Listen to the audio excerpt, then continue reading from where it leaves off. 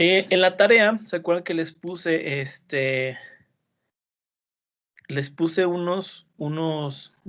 ahí dónde están? Les puse unos valores para DH, para cada geometría, y esos ya los íbamos a tomar como valores fijos, ¿cierto? ¿Dónde están? Acá están. ¿Qué eran estos? 250, 715, 100, 1110 y 250. Ahora, estos valores los basé yo en los que se supone que se sacaron experimentalmente. Ahorita les digo cómo los sacamos. Entonces, si se fijan, no, aunque sea el mismo fluido, el mismo sistema, el mismo tanquecito agitado y la misma temperatura del fluido, el coeficiente característico de cada sistema, de cada geometría, va a ser diferente. Eso va a estar determinado por las condiciones del sistema, la naturaleza del material y el cómo se opere en general. Por ejemplo, estos datos que tengo acá, estos de temperatura experimental, son de una práctica de transferencia de calor, que hagan de cuenta que tienen les voy a pasar el video. Voy a pasar el video de la práctica, pero ahorita vamos para que se den una idea, hagan de cuenta que tienen una olla con agua caliente, que tiene una agitación constante, y ustedes introducen a esa olla una esfera, un cilindro o una placa de acero. Esas figuras tienen un termopar introducido en medio de cada uno de los cuerpos, y esta temperatura que se registra pues es la temperatura representativa, entre comillas, de cada uno de esos cuerpos. Ya como habían notado antes, la consideración de que la temperatura es igual en todo el cuerpo no es válida para todos los sistemas, ¿se fijan? Entonces, bueno, ustedes lo que hacen es tomar la temperatura. Entonces, los datos experimentales se verían más o menos como este. Esa es la gráfica de cómo evoluciona la temperatura de una esfera de acero que empieza a una temperatura de ambiente de 16 grados y le sumergimos en un fluido que está a ¿cuánto? 60, 58.5. Obviamente que esta temperatura, si se fijan, pues varía porque en cada experimento se hizo en diferente momento. Pueden ver que digamos que fue el primer experimento que se hizo porque la temperatura era ligeramente menor. Entonces, lo que se hace en la práctica, hagan de cuenta que se pone la esfera, se mide la temperatura y una vez que las temperaturas se empiezan a repetir, ya no se mide más la temperatura, se retira el sólido y se mete el siguiente. Entonces, eso es lo que se hizo aquí.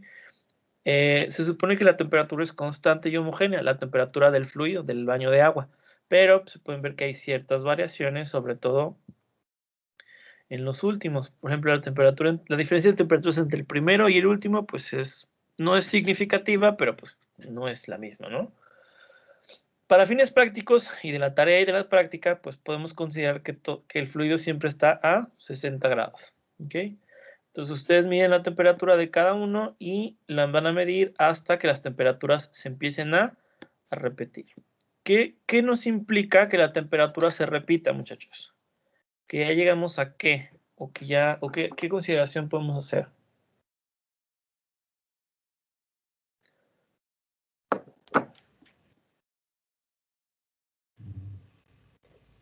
Estás midiendo la temperatura en los tres sistemas, sea una esfera, un cilindro o una placa, y la temperatura ya se empieza a repetir. ¿Qué significa eso? Que ya llegaron al equilibrio.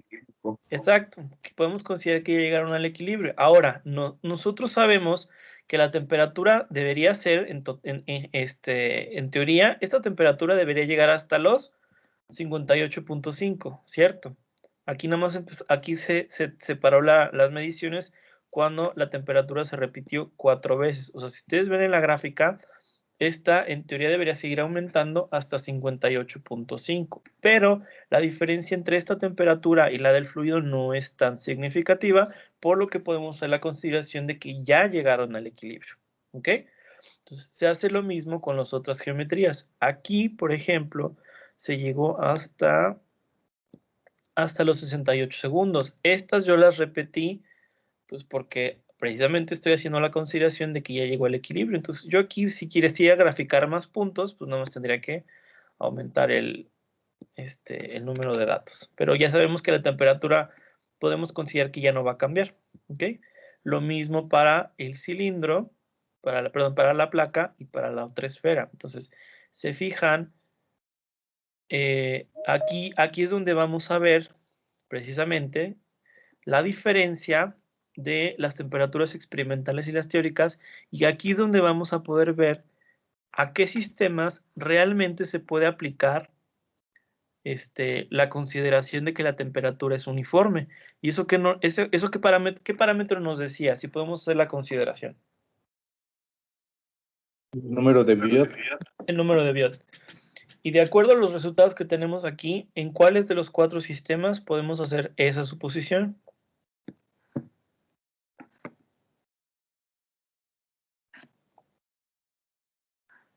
En el primero y el último. En las dos esferas, ¿cierto? En la esfera de acero y en la esfera de bronce. En teoría, la esfera de acero y la esfera de bronce deberían de seguir la distribución muy similar, ¿cierto?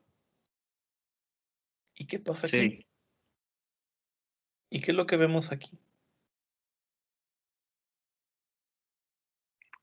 ¿Cuáles se parecen más?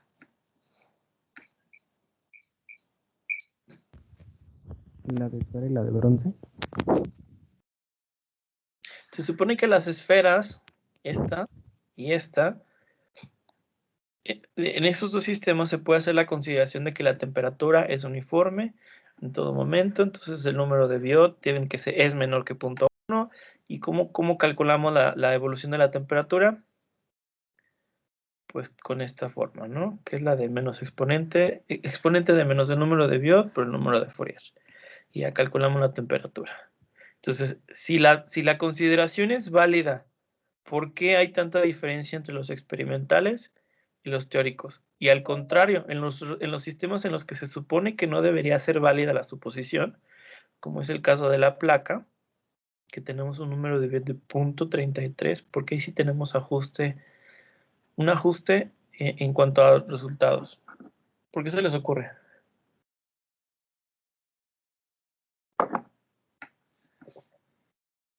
¿Está mala teoría? ¿O qué consideraciones se hacen aquí que estamos sobreestimando o subestimando nuestra temperatura? ¿Se acuerdan de dónde salió esta expresión? La de exponente de menos número de Biot por número de Fourier.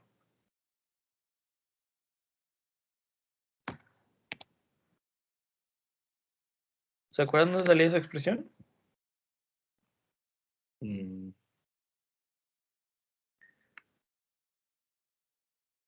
A ver, hagan memoria. ¿Cómo que de dónde salió? No entiendo la pregunta. A ver, vamos. Sí, yo tampoco. ¿De dónde salía? O sea, ¿cómo obtuvimos esa expresión? De teta asterisco, ¿no? Ujú. O sea, sí, pero ¿de dónde viene esta expresión? Esto se acuerdan de dónde venía. O sea, esto es un rearreglo de esta, ajá. Pero esta de dónde salía. ¿Qué es lo que hacemos para llegar a esta?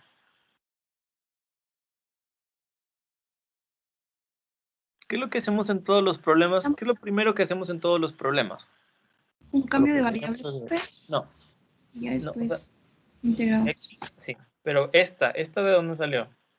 ¿Qué es lo que hacemos en los problemas? ¿Qué es lo que deberíamos hacer en todos los problemas? Lo primero que tenemos que hacer en todos los problemas. Pues considerar el balance, ¿no? De energías. Exacto, primero hacemos un balance y después de un balance, ¿se acuerdan el primer sistema que analizamos? Que era un sólido introducido en un fluido y había intercambio de calor. ¿Qué modos de transferencia contemplábamos? Convección. Uh-huh. Cuando la temperatura es uniforme, no consideramos conducción, solo convección. Ajá. ¿Y qué más? Radiación. ¿Considerábamos radiación? En unos casos me acuerdo que sí, pero en otros no. En el generalizado, ok, sí. Pero esa expresión que tenemos aquí, esta que tenemos aquí, esta es la integración que viene de las expresiones que pusimos en el balance cuando solamente contemplamos convección. Esta, que fue lo que les expliqué acá en el libro. Miren, acá está. Entonces, considerando que solamente tenemos salidas, ¿se acuerdan que había un menos, un signo menos? Menos salidas igual al cambio de energía almacenada, y solamente contemplábamos convección, integrábamos y salía esa expresión, que es lo que viene aquí al principio del capítulo. Esto. Entonces hacíamos el balance, solamente contemplábamos salidas y cambio de energía almacenada. Y para el cambio, para las salidas solamente contemplábamos convección. Entonces hacíamos el cambio de variable, integrábamos y la expresión que nos quedaba era esta, que es lo mismo que las que tenemos acá. Entonces, esta expresión es válida para métodos en los que en sistemas en los que el número de bits sea menor a 0.1, pero en los que solamente estaremos contemplando convección. Y luego ya vimos el método generalizado, en el que tenemos que, podemos contemplar además generación u otros modos de transferencia. A lo que voy. Aquí, aquí en la parte experimental, lo que estamos viendo es que no hay un ajuste con el modelo teórico. En el teórico nada más estamos considerando la convección. ¿Se acuerdan que vimos otro? Pues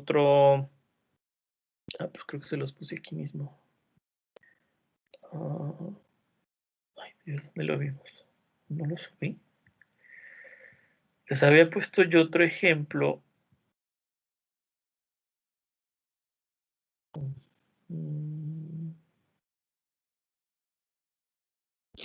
En el que hacíamos la comparación de cuál era el efecto de considerar solamente la convección y considerar además la convección y la radiación. ¿Se acuerdan de estos? No era lo mismo la evolución de la temperatura si solamente contemplábamos la transferencia por convección que si considerábamos con convección y radiación. Ahora la pregunta otra vez. Acá, ¿qué será lo que nos está fallando aquí? ¿Podemos hacer la consideración de que la temperatura es uniforme? Sí. ¿Por qué? Porque el número de Biot sí es menor que 0.1. Entonces, como decía su compañero, no vamos a tomar en cuenta la conducción. Estamos tomando solamente la convección. Pero, ¿qué nos está faltando aquí para que el ajuste sea mejor? Pues tomar en cuenta la radiación. Entonces, tendríamos que calcular nosotros el coeficiente de transferencia por radiación.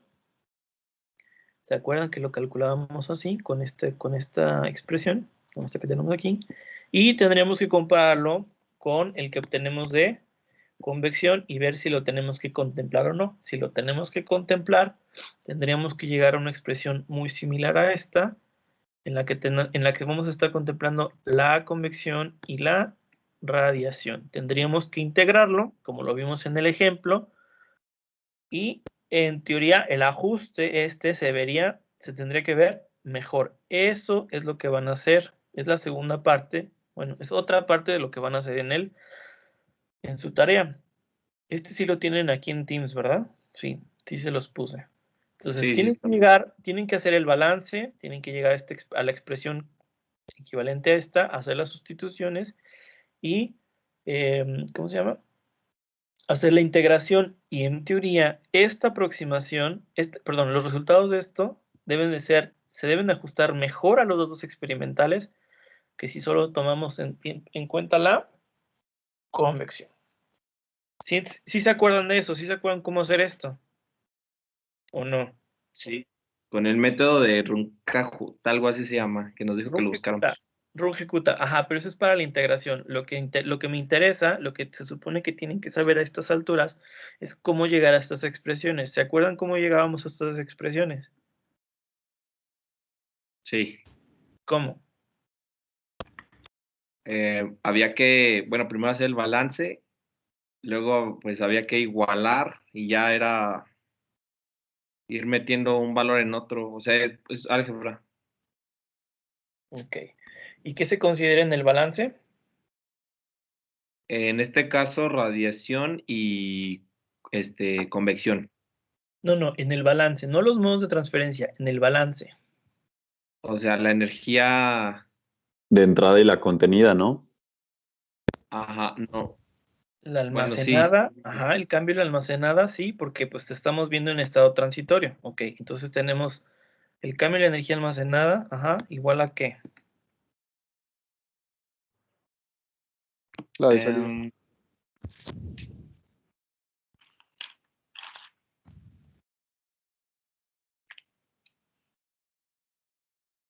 Aquí está.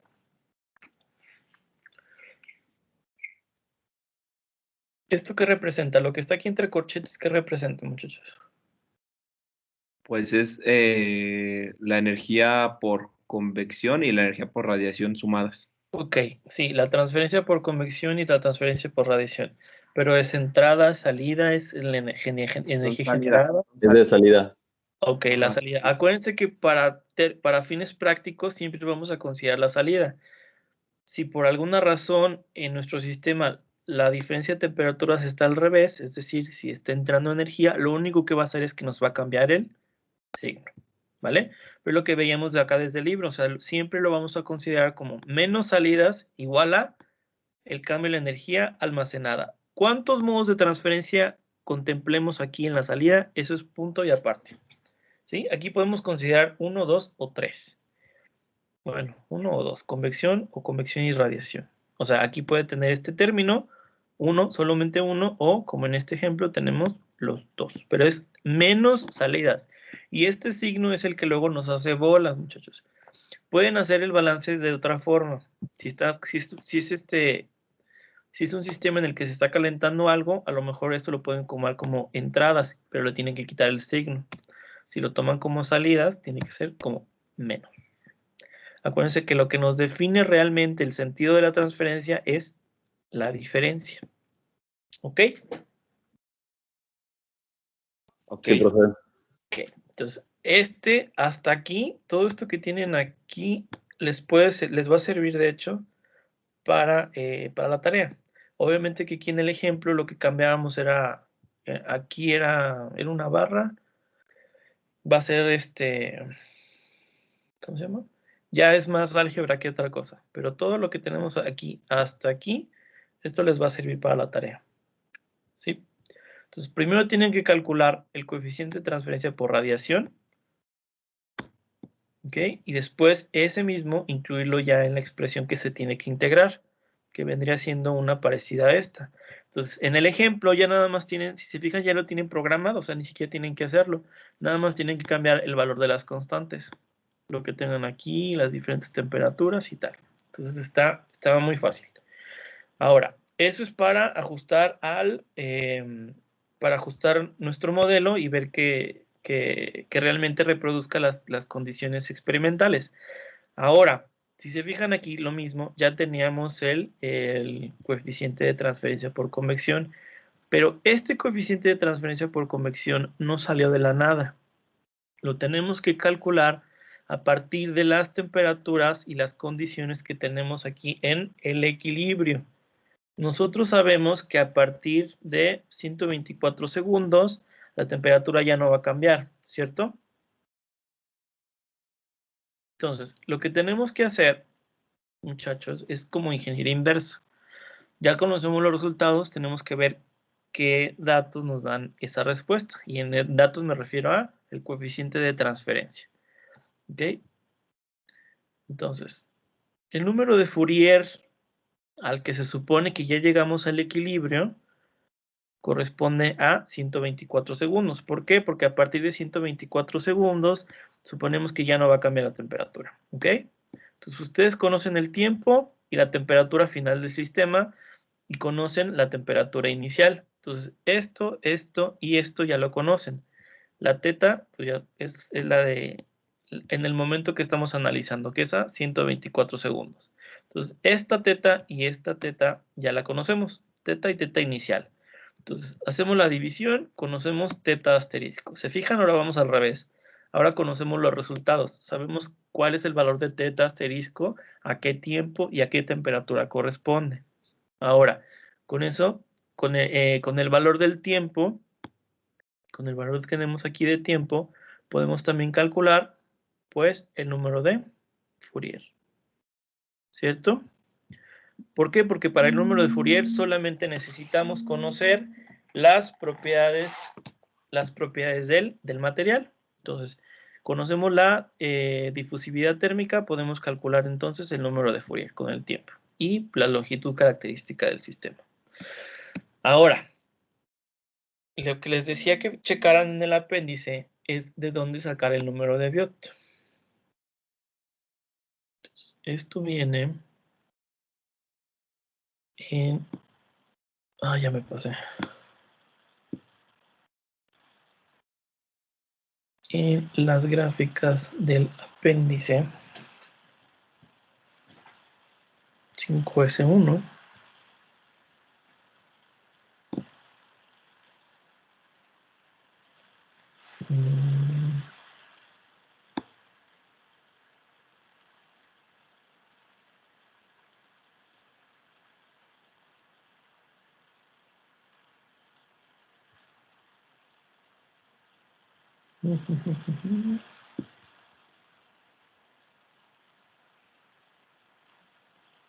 Ya me pasé. Aquí está. Estamos haciendo el de... ¿Cuál fue el primero? El de una esfera. Okay. Entonces se van aquí a la gráfica de la esfera, que es esta. Y de esta gráfica, si ustedes conocen el teta asterisco y el número de Fourier, que es lo mismo que si fuera un tiempo dimensional, van a poder ubicar sobre la gráfica, sobre estas líneas, un inverso del número de Biot. ¿Ok? Entonces, nosotros tenemos aquí un número de Fourier de 13.2 y una teta asterisco de 0.07. Entonces, vamos a hacer una interpolación en la gráfica. Desde 0.07, perdón. Aquí. Y un número de Fourier de... Ahí es. De 13.2, o sea, más o menos 13, porque no aquí tenemos una escala suficiente. Entonces, entre el 10 y el 15 vamos a ponerlo.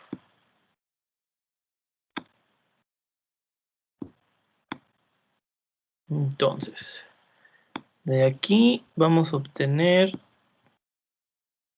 que está nuestro punto sobre esa línea, ¿no? Vamos a suponer que es del 12. ¿Acá cuánto le puse? 14. ¿Por qué? ¿Por qué 14? Ah, es por este. 9, 10, 15. Ah, está aquí la mitad. Se supone que aquí es como 12.5, más o menos. Entonces, ahí está nuestro punto. Sobre la línea de 14. Entonces, este 14 es Biot a la menos 1.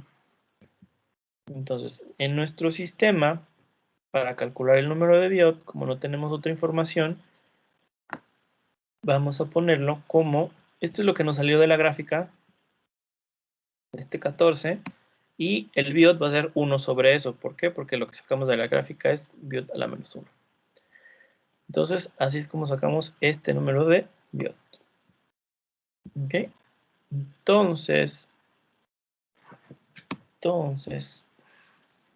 este no es. Acá está. Ok. Entonces, este ya solo lo despejamos del número de Biot. Acuérdense que el número de Biot para estos sistemas es igual a K sobre H por el radio externo. Entonces, de nuestro sistema conocemos las propiedades del material y conocemos sus dimensiones. Entonces, de este valor, que es decir, de este 14, vamos a despejar nada más el h. ¿Sí? Entonces, déjenme cerrar esto. Entonces, de aquí, nada más despejamos. Y este es el número de... Este es el coeficiente de convección característico de este sistema en específico. Se hace lo mismo para los otros 3 sistemas. Nada más que hay que checar de qué gráfica lo están sacando y no se confundan. Este es para una esfera de radio tal. Si quieren el de un cilindro, se tienen que ir a la otra gráfica, hacer lo mismo. Y para una placa también viene lo mismo. ¿Ok? Entonces, y lo demás se hace igual. El Q0 es lo mismo, el θ I, eso es igual. La temperatura experimental, pues bueno, esos son datos. El número de Fourier se calcula igual. El θ asterisco. Este es el que les digo que tienen que corregir. Este solamente está considerando convección. Este hay que ajustarlo. Y pues bueno, la temperatura que sale de esa suposición. Entonces, en teoría, lo primero que tienen que hacer, es calcular esto que está aquí. Que es sacar el número de Fourier. Calcular el número de Biot a la inversa, sacar el número de Biot, despejar el coeficiente de transferencia y ya después hacer el ajuste. Sea que usen esta metodología que está incompleta o considerando también la radiación. ¿Ok? Entonces, ¿preguntas de cómo salió esto de aquí?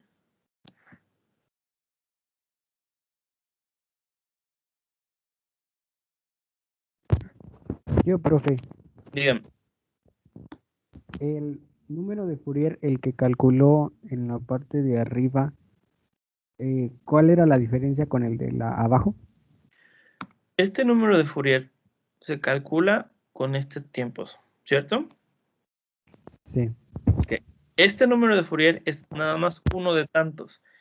Lo estamos calculando con el tiempo en el que estamos considerando que el sistema ya llegó al equilibrio. O sea, 124. O sea, 13.2. Es lo mismo que que está aquí arriba. Ah, ok. ¿Sí? O sea, aquí Sí. le pude haber puesto esto es igual a de aquí. ¿Vale? Se calcula en el tiempo en el que se supone que ya llegó al equilibrio el sistema. Por ejemplo, aquí es 13.2, que vendría siendo...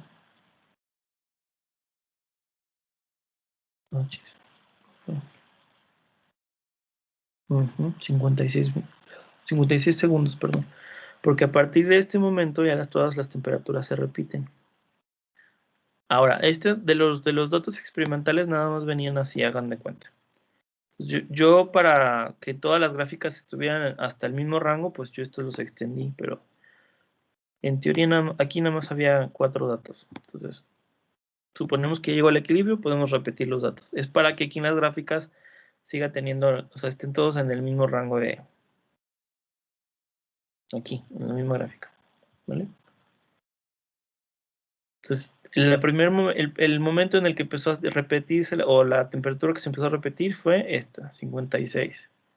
Entonces, el número de Fourier que tienen que calcular, o que van a usar, es 13.4. ¿Sí me entienden? Entonces, calculan el número de Fourier, lo buscan en la gráfica, y ya sacan el número de Biot, y despejan el coeficiente de transferencia. ¿Vale? ¿Preguntas? ¿Preguntas? Obviamente que no, o sea, aquí ya están viendo los resultados. Tienen que checar que lo que ustedes hagan salgan así. No nada más vayan a poner los números. Ponen las operaciones, todo. Porque se les va a servir para el siguiente examen. Se los repito desde ahorita. Esto les va a servir para el siguiente examen. ¿Ok? ¿Alguien más tiene alguna pregunta? No, profe. Seguros, muchachos.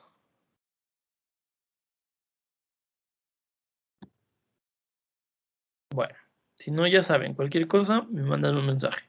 Entonces, vayan haciendo, ahorita les voy a pasar las temperaturas experimentales y tienen que ir, completando calculando los coeficientes, todo esto que está aquí. ¿Vale? Eso ya va a seguir siendo parte de la tarea. Entonces, eso ya tiene que ver con lo que vamos a empezar a ver mañana, ya cuando empecemos el capítulo 6. Se van a dar cuenta que el coeficiente de transferencia no es un valor único y universal para diferentes sistemas, sino que existen números, coeficientes de transferencia locales, coeficientes de transferencia globales, lo que significa y etc, etc. ¿Vale? ¿Qué es lo que vamos a ver mañana? ¿Alguien más tiene alguna pregunta? ¿Seguros?